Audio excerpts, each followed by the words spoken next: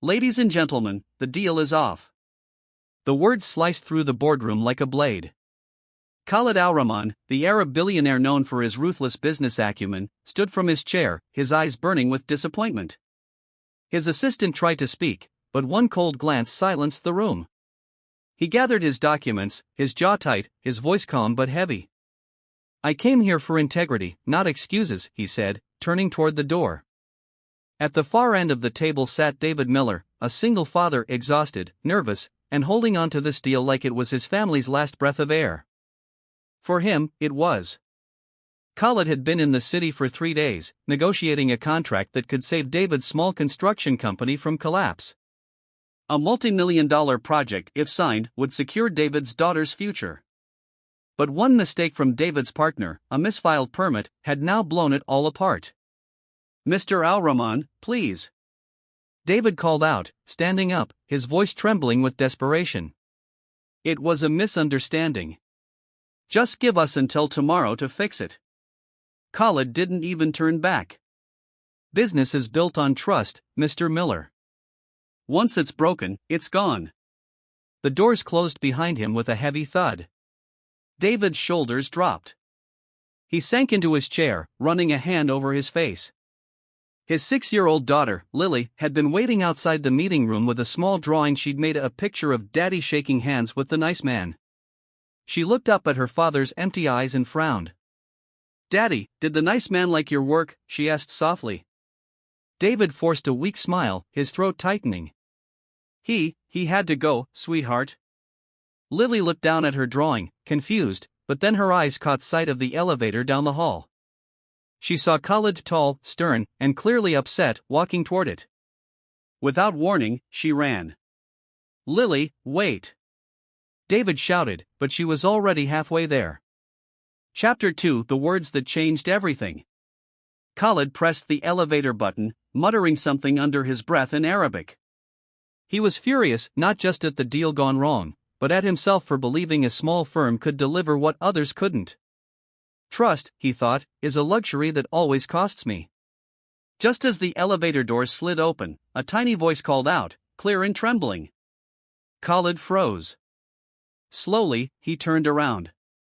There she was, a small girl with curly hair and big blue eyes, clutching a crumpled piece of paper in her hands. The entire hallway went silent as she took a hesitant step forward. Khalid blinked, almost in disbelief. "You speak Arabic?" he asked, his tone softer now. Lily nodded eagerly. "A little. My daddy taught me some words from a video you made about helping people." She looked up at him with innocent determination. "He said you build things to make the world better. He said maybe you could help him build something too." The billionaire stood motionless. He had given that interview years ago, talking about using wealth for good, about building hope where none existed. No one ever quoted those words back to him. Not grown men, not even close associates, and certainly not a 6-year-old girl. She held out her drawing to him. "This is you and Daddy. You're shaking hands because you both built a playground for kids who don't have one." Khalid knelt down, his anger dissolving into something unfamiliar, shame. He took the drawing carefully, as though it were gold leaf. David finally caught up, breathless, apologizing. "Sir, I'm so sorry, she didn't mean to." But Khalid raised a hand. "You taught her Arabic?" David scratched his neck, embarrassed. "A little. When her mom passed, I tried to keep her learning new things. We'd watch documentaries and interviews together, one of them was yours. She said she wanted to talk like the man who helps people." For the first time in years, Khalid's heart stirred. The memory of his own daughter, lost to illness years ago, flashed before his eyes. She was about the same age Lily was now. The same curiosity. The same light. He stood slowly, taking a long breath.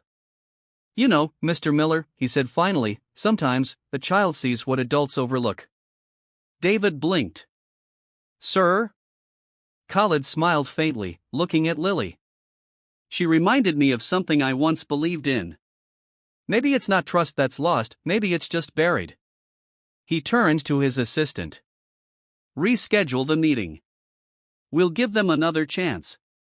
David's jaw dropped. I don't know what to say. Say thank you to your daughter, Khalid said, placing a hand on Lily's head.